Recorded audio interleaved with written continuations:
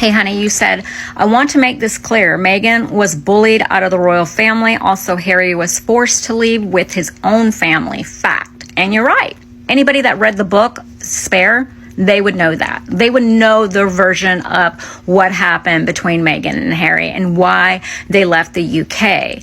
A lot of people want to keep on spewing out the negative narrative, what the UK media has told everybody. And it's like almost like a cult that just decides, hey, we're going to listen to what the media said. We're not even going to listen to what Harry said. I don't know about you, but if someone was to sit down face to face with me and tell me their side of the story, I would tend to believe them a little bit more so than the media that's popping out negative stuff. So yeah, there's a lot of people that want to come into my content and try to, spin what they want just because it's what they've heard.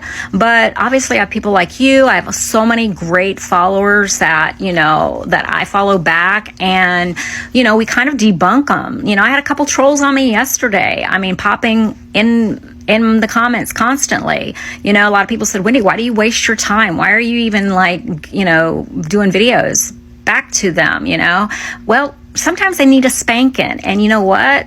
Eventually those two trolls, they 86 themselves. They made their accounts private because we were spitting out facts and they were doing nothing but false information. So at the end of the day, I think, the more and more we can continue to just talk about the positive things instead of the negative things, even though I know it's not going to make a difference. People are going to come into your accounts no matter what. They're going to spin what they want.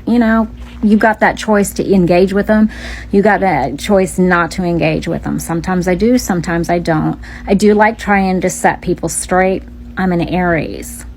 If anybody knows anything about Aries, when we know we're right, we're going to prove ourselves right.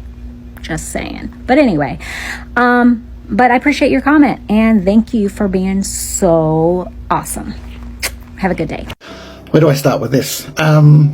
Firstly, can I just say, I wasn't going to say anything about this because it is very close to home, but trying to think of the words, because it's happened to, I've experienced losing someone. I always think about what that person was going through, and I've often thought about what my dad was going through.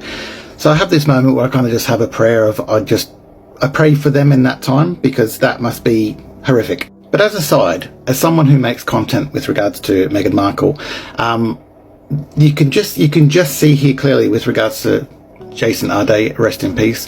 The UK media, what they do and what they have done and what they continue to do and get away with is unfathomable. All the words, But also, because I like to hold myself accountable, I will be more thoughtful with regards to my content, because sometimes I'm laughing at the articles, I'm not laughing at the people involved, I'm laughing at the ridiculousness and the stupidness, and I cannot believe people in this country will buy those newspapers and read those newspapers and believe everything that they're told about these people.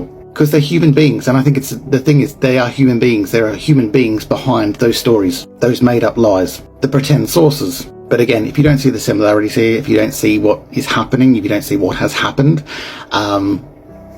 educate. Hate, hunt, and then harass high-profile human beings. The media has tapped into an undercurrent of evil that resides in a lot of our society.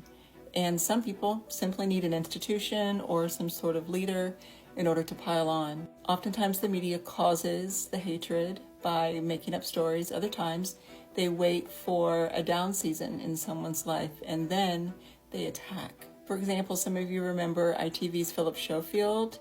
He did some things he wasn't supposed to be doing at work, got fired, and got a very small fraction of what Meghan received as far as negative press. And he talked about having ideation. And then, of course, there's Carolyn Flack, who was dogged by the press for years, and she finally left this world in misery.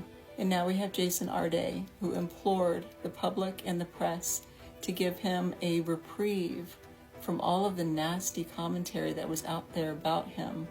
They then doubled down, and now he's gone. I think it's time for certain media outlets to atone for their broken civility and to reap what they've sown. You can start by hitting them where it hurts, their profits. And I know a lot of other people who boycott the Associated Papers, and also those who reposted snippets of articles and contributed to the pain of Dr. Jason. I wrote a bit about it. If you'd like to read about it, check my Substack links in bio. Now, Squaddies, let's start with Harry, because I think people forget just how personal this was for him. Harry didn't need somebody sitting him down and explaining what happens when the British press becomes obsessed with a person. He had already lived it.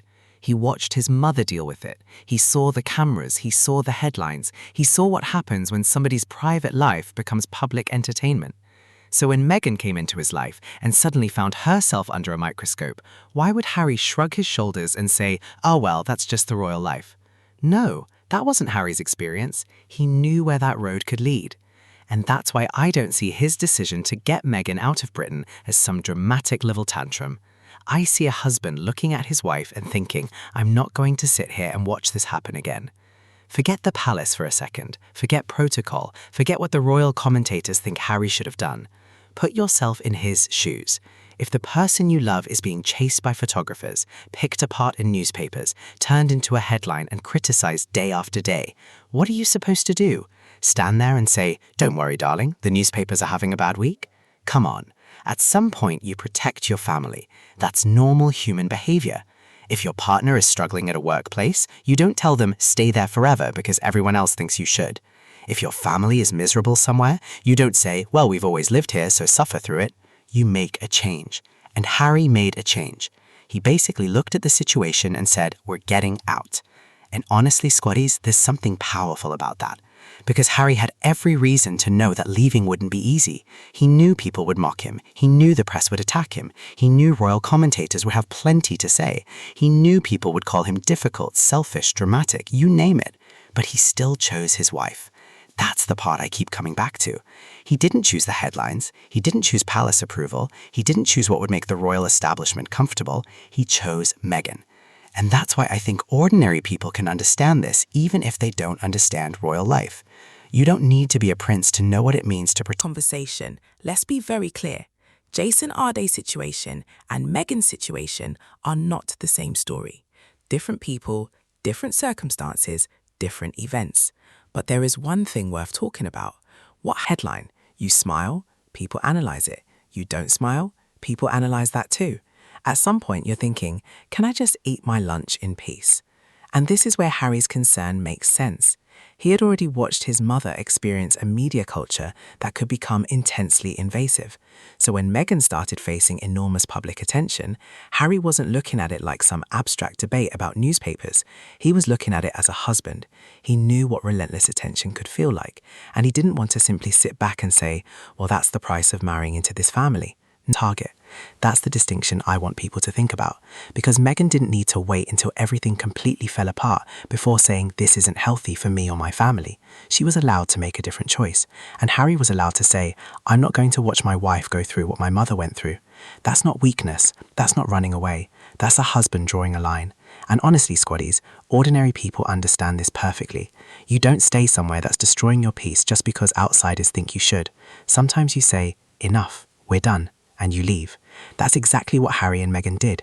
They chose a different environment. They chose their family. They ran away. They wanted an easy life. No, no, no. Sometimes you look around and say, you know what? I've had enough. I'm out. And there's nothing weak about that. Harry and Meghan had a choice. They could stay in Britain, keep fighting the same battles, keep dealing with the constant headlines, and wake up every month. That's called having boundaries, not failing. And Harry and Meghan weren't exactly walking away with nothing. They had their talents, they had their ideas, they had their relationship, they had their family, and they had the freedom to build something different. And look at them now. They're still creating projects, they're still supporting causes, they're still building businesses, they're raising their children, they're living their lives.